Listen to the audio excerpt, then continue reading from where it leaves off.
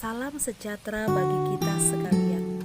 Marilah sejenak mendengar firman Tuhan yang tertulis dalam Yesaya pasal 57 ayat 16. Sebab bukan untuk selama-lamanya aku hendak berbantah, dan bukan untuk seterusnya aku hendak murka, supaya semangat mereka jangan lemah lesu di hadapanku, padahal akulah yang membuat napas kehidupan.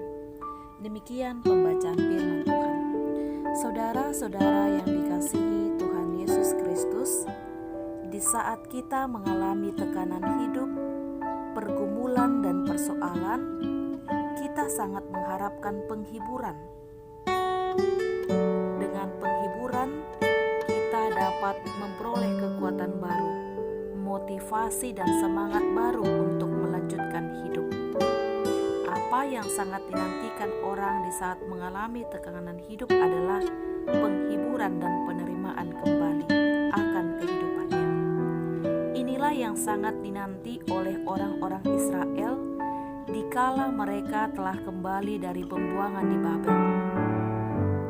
Kenapa mereka sampai ada di Babel? Bahkan mengapa Babel disebut sebagai tanah pembuangan? Bukankah umat Israel adalah umat Tuhan, umat pilihan, dan umat kesayangan Tuhan?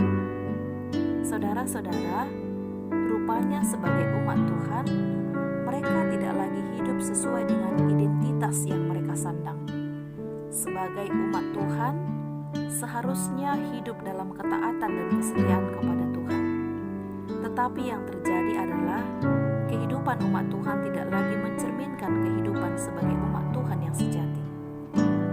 Kemapaman telah membuat mereka lupa diri dan lupa Tuhan. Kemakmuran bagi mereka merupakan jaminan kehidupan, sekalipun tanpa Tuhan.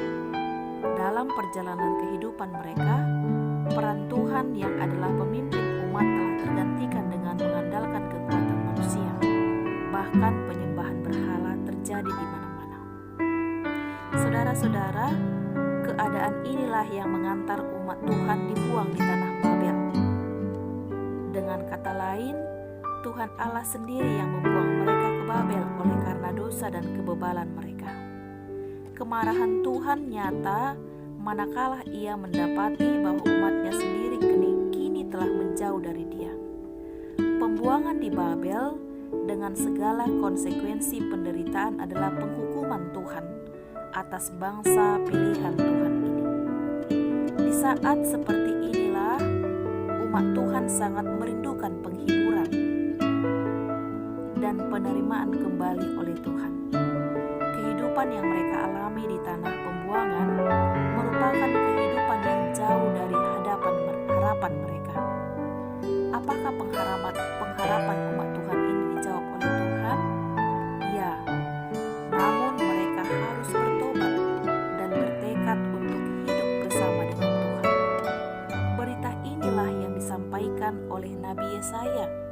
Sebab bukan untuk selama-lamanya aku hendak berbantah, dan bukan untuk seterusnya aku hendak murka, supaya semangat mereka jangan lesu di hadapanku.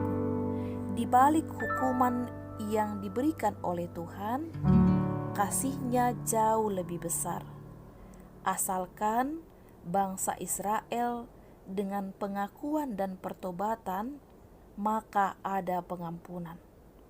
Pengalaman inilah yang mengingatkan kita agar senantiasa kita memohon pengampunan dan melakukan pertobatan di hadapan Tuhan. Sebagaimana penyesalan dan pertobatan lahir dari sebuah kerendahan hati. Tanpa kerendahan hati dan penyesalan, hanyalah sebuah topeng dan kemunafikan. Firman Tuhan mengajak kita dan mengingatkan kita bahwa sesungguh-sungguhnya Tuhan sangat mempedulikan kita. Apakah di saat kita senang, apalagi ketika kita mengalami kesusahan dan pergumulan. Namun yang harus kita ingat adalah pengampunan dan damai sejahtera akan Ia berikan manakala kita datang dalam pengakuan dosa dan bertekad untuk mengadakan pertobatan dan pembaruan hidup. Menjalani kehidupan ini bisa saja kita jatuh dalam kehidupan kehidupan yang menjauh dari Tuhan. Namun, penting untuk diingat, marilah dengan penuh kesadaran kita mengakui di hadapan Tuhan dan datang dalam pertobatan.